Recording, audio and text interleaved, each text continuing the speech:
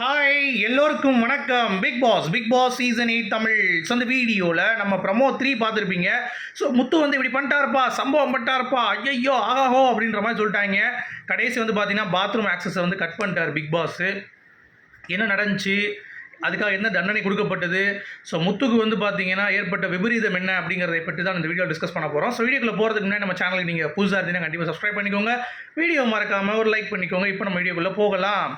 So Bigg Boss season 8 Tamil இந்த 3வது ப்ரோமோக்கு அப்புறம் தான் உயிரே வருது. ஏன்னா சங்கீத ஸ்வரங்கள் 7 கணக்கு அப்படின்ற மாதிரி 1 வயசு 7 அப்படின்றான் ஒருத்தன். இன்னொருத்தன் வந்து பார்த்தீங்கன்னா அந்த பேப்பர் எடுத்து படின்றான். முத்துவும் அருணும் போட்டு சாவடிக்கிறப்ப ஜாக்லின் வந்து எப்பா இந்த 2 பேர் ஏதாவது ரூமில் போட்டு அடைக்கப்பா, 2 பேரும் மாற்றி எவன் பெருசுன்னு அடித்து காட்டிக்கிட்டு 2 பேரும் சேர்ந்து செத்து தொலையிட்டோம் அப்படின்ற மாதிரி வந்து பார்த்தீங்கன்னா சொல்லிட்டாங்க. அந்த ஒரு நிலைமை தான் லைவ் பார்க்குற ஆடியன்ஸ் எல்லாத்துக்கும் இருந்துச்சு.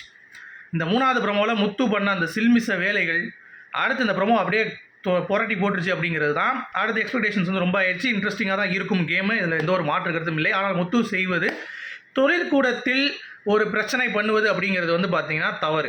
மஞ்சரி பாயிண்ட்டை வச்சாங்க தெரியுமா, அது வந்து சூப்பரான பாயிண்ட்டு. அடுத்து அருண் பேசுனதும் வந்து ரொம்ப சூப்பராக இருந்தது, ரைட். பட் டாஸ்க்கை இன்ட்ரெஸ்டிங்காக எடுத்துகிட்டு வரணும். இப்போ இது ஸ்பாயில்னா அருண் பண்ணதும் ஸ்பாயில் தான். லேபர்ஸை வந்து பார்த்தீங்கன்னா அவர் வந்து அவருடைய லேபர் எங்கெங்க பேசினா முதலாளி எதிர்த்து ஏய் பண்ணியா அப்படின்னு வந்து சொல்கிறான்.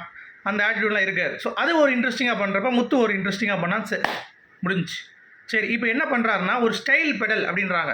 இப்போ ரஜினி சார் வந்து பார்த்தீங்கன்னா எல்லாரும் வந்து எடுக்கிற மாதிரி இப்படி பண்ண மாட்டார், அவர் ஒரு ஸ்டைல் பண்ணுவார். அந்த மாதிரி பெடலில் வந்து இப்படி ஒரு பண்ணுறது இருக்குது. இன்னொன்று வந்து பார்த்தீங்கன்னா இப்படியே சொல்லி இப்படி பண்ணுறது இருக்குது. இன்னொன்று வந்து பார்த்தீங்கன்னா கையே வைக்காமல் அப்படி பண்ணுறது இருக்கு. ஏன்னா அது அருண் சொன்ன ஒரு வார்த்தையால் ட்ரிகர் ஆகிறார்.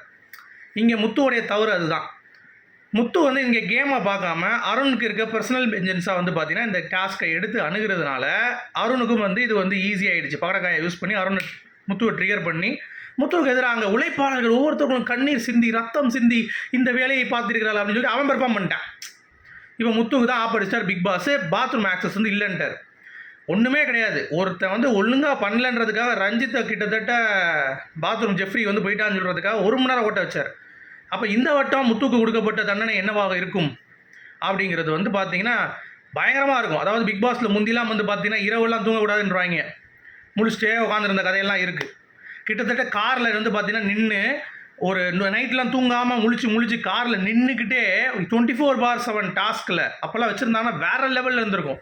24 மணி நேரம் நின்னதெல்லாம் கதையே இருக்குது. நாங்கள் அப்போல்லாம் கலாய்ப்போம், சும்மா கட் பண்ணி போடுறீங்கடா, அவன் 24/7 பார்க்கும்போது தான் தெரியுது ஓகே அப்போ உண்மையாக அப்படின்ட்டு. ஸோ அந்த மாதிரி ஏதாவது தண்டனை கொடுக்கப்பட்டால் முத்து எப்படி சமாளிக்க முடியும்? சிம்பிளாக கிடையாது. இது மொத்தமாக ஆக்சஸ் கட் பண்ணிட்டாங்க, சரியா? யாருக்கும் ஆக்சஸ் கிடையாது அப்படிங்கிறது தண்டனை கொடுக்கப்பட்டிருக்கு.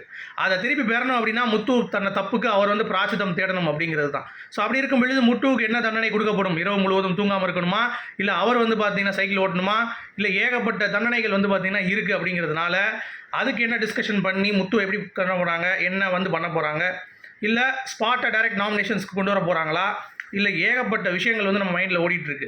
இப்போ வேறு பிக் பாஸ் வந்து இன்னொரு அதிர்ச்சி கொடுத்துருக்காரு. இப்போ தான் முடிச்சுட்டு வந்தாங்க, சரி என்ன பண்ணலான்ட்டு. அருண் வந்து பார்த்தீங்கன்னா இந்த சைடு வந்தால் விஷால் இந்த சைடு போயிருக்கான். அதுக்குள்ளே இன்னொரு மீட்டிங் எடுத்து மேனேஜர் யாருன்னு சொல்லிங்களா, போங்கடா இந்த சண்டையை பெருசாகிக்கிறோம் அப்படின்ற மாதிரி அடுத்தடுத்து வந்து பார்த்தீங்கன்னா பிக் பாஸ் வந்து கொடுத்துக்கிட்டே இருக்காப்புல. இப்போ பேசி இவங்க எல்லாம் சேர்ந்து அருணை டார்கெட் பண்ணுறாங்க. இப்போ அருணை டார்கெட் பண்ணாலும் சௌந்தர்யா வந்து பார்த்தீங்கன்னா கரெக்டான இடத்துல வந்து எனக்கு உடன்பாடு இல்லை அப்படின்ற மாதிரி சொல்லி அருணை காப்பாற்றிடுறாங்க. ஏன்னா அருண் வந்து கடைசியாக இங்கே தான் இருக்கேன். ஸோ சௌந்தர்யா அங்கே ஒரு கேம் ஆடிருக்காங்க அப்படிங்கிறது பார்க்க முடியுது.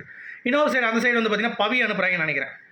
ஸோ இந்த சைட்லேருந்து பவி போவாங்க, அந்த சைட்லேருந்து யார் வராங்க அப்படிங்கிறது நம்ம ஏற்கனவே பேசியிருந்தாலும் இதை பற்றி. யார் அது? முத்து வராரு, அவ்வளோதான் முடிஞ்சு. ஸோ கன்வின்ஸ் பண்ணி கடைசி முத்துவே வந்து பார்த்தீங்கன்னா நான் போகிறேன்ப்பா, நீ இருறா பேசாமல், நான் உங்களோட இருக்க முடியாதுன்னு சொல்லிட்டு கிளம்பிட்டு நினைக்கிறேன். அருண் போக மாட்டான்னு சொல்லிடுவாங்க. அப்போ நான் போகிறேன், ஒரே டீமில் இருக்கக்கூட 2 பேரும் சேர்ந்து ஆடுவோண்டா அப்படின்ற மாதிரி முத்து ஒரு கேம் பிளே ஸ்டார்ட் பண்ணி பண்ணுறாரு அப்படின்ற மாதிரி தோணுது. நான் என்ன அப்படிங்கிறத பார்த்துட்டு அடுத்த வீடியோவில் அப்டேட் பண்ணுறேன். உங்களுடைய கருத்துக்கு சொல்லுங்கள். மீண்டும் சந்திப்போம். Good bye.